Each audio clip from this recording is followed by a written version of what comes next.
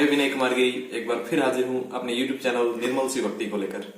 इस बार हमारी चर्चा का विषय है शिव पार्वती का एक विशद संवाद जो विवाह के पूर्व हुआ था। तो आइए शुरू करते हैं।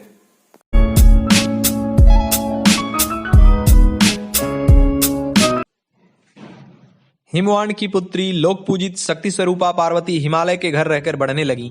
जब उनकी अवस्था 8 वर्ष की हो गई तब सती के विरह से कातर हुए शंभु को उनके जन्म का समाचार मिला। उस अद्भुत बालिका पार्वती को हृदय में रखकर वे मन ही मन बड़े आनंद का अनुभव करने लगे।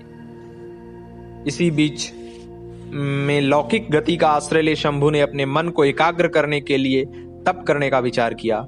नंदी आदि कुछ शांत पार्षदों को साथ ले वे हिमालय के उत्तम शिखर पर गंगावतार नामक तीर्थ में चले आए, जहां पूर्व काल में ब्रह्मधाम से च्युत होकर समस्त पाप राशि का विनाश करने के लिए चली हुई परम पावनी गंगा पहले पहल भूतल पर अवतीर्ण हुई थी।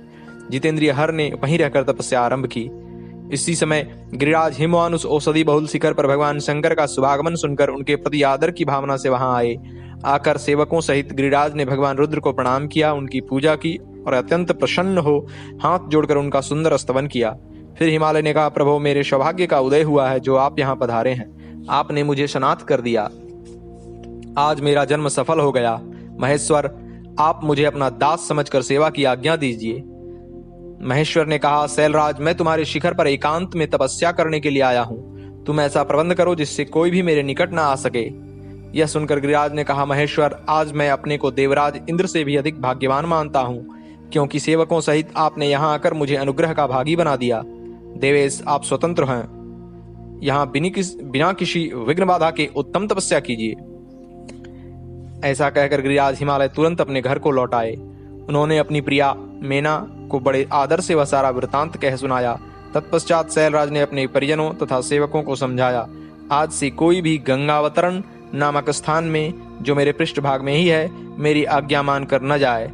यदि कोई वहां जाएगा तो उस महादुष्ट को मैं विशेष दंड दूंगा।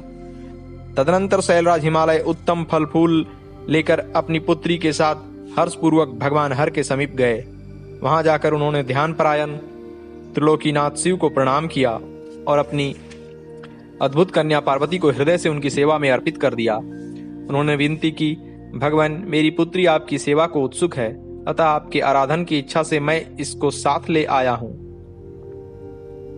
तब भगवान शंकर ने उस परम मनोहर काम रूपिणी कन्या को देखकर कहा, गिरिराज तुम अपनी इस कुमारी कन्या को घर में रखकर ही नित्य मेरे दर्शन को आ सकते हो, अन्यथा मेरा दर्शन नहीं हो सकता। यह सुनकर हिमालय राज आश्चर्यचकित होकर बोले, प्रभु किस कारण से मैं इस कन्या के साथ आपके दर्शन के लिए नहीं आ सकता? क्या यह आपकी सेवा के योग्य नहीं है? फिर इसे नहीं लाने का क्या कारण है, यह मेरी समझ में नहीं आता। यह सुनकर भगवान वृषभध्वज शंभु हंसने लगे और विशेषतः दुष्ट योगियों को लोकाचार का दर्शन कराते हुए हिमालय से बोले, शैलराज यह कुमारी सुंदर कटि प्रदेश से सुशोभित तनमंगी चंद्रमुखी और शुभ लक्षणों से संपन्न है, इसलिए इसे मेरे समीप तुम्हें नहीं लाना चाहिए। इसके लिए मैं तुम्हें बारंबार रोकता हूँ। वेद के पारंगत विद्वानों ने नारी को माया रूपिणी कहा है।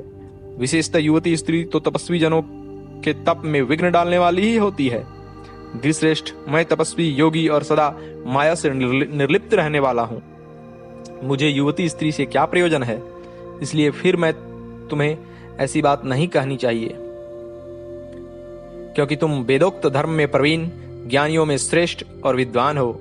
अचलराज स्त्री के संग से मन में शीघ्र ही विषय वासना उत्पन्न हो जाती है, उससे वैराग्य नष्ट हो जाता है और वैराग्य नष्ट होने से पुरुष उत्तम तपस्या से भ्रष्ट हो जाता है। इसलिए शैल तपस्वी को स्त्रियों का संग नहीं करना चाहिए, क्योंकि स्त्री महाविषय वासना की जड़ एवं ज्ञान वैराग्य का विनाश करने वाली होती है। शंभु का यह निरामय निष्प्रिय और निष्ठुर वचन सुनकर पार्वती के पिता हिमवान चकित कुछ व्याकुल और चुप हो गए। यह देख भवानी पार्वती उस समय भगवान शिव को प्रणाम करके विशद वचन बोली, आपने तपस्वी होकर गिरिराज से यह क्या बात कह डाली? प्रभु आप ज्ञान विशारद हैं तो भी अपनी बात का उत्तर मुझसे सुनिए। संभव आप तप शक्ति से संपन्न होकर बड़ा भारी तप करते हैं। सभी कर्मों को करने की जो वह शक्ति है उसे ही प्रकृति जानना चाहिए। प्रकृति से ही सबकी सृष्टि, पालन और संहार होते हैं। भगवान आप कौन हैं और सूक्ष्म प्रकृति क्या है, इसका विचार कीजिए। प्रकृति के बिना लिंग रूपी महेश्वर कैसे हो सकते हैं? आप सदा प्राणियों के लिए जो अर्चनीय, वंदनीय और चिंतनीय हैं, वह प्रकृति के कारण ही हैं। योगीश्वर बहुत कहने से क्या लाभ, मेरी उत्तम बात सुनिए।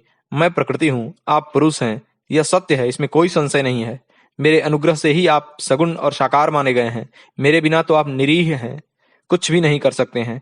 आप जितेंद्रिय होने पर भी प्रकृति के अधीन हो सदा नाना प्रकार के कर्म करते रहते हैं, फिर निर्विकार कैसे हैं और मुझसे लिप्त कैसे नहीं शंकर?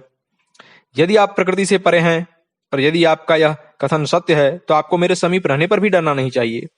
यह सुनकर भगवान शिव ने कहा, सुंदर भाषण करने वाली गिरिजे, यदि तुम सांख्य मत को धारण करके ऐसी बात कहती हो तो प्रतिदिन मेरी सेवा करो, परंतु वह सब शास्त्र निषिद्ध नहीं होनी चाहिए।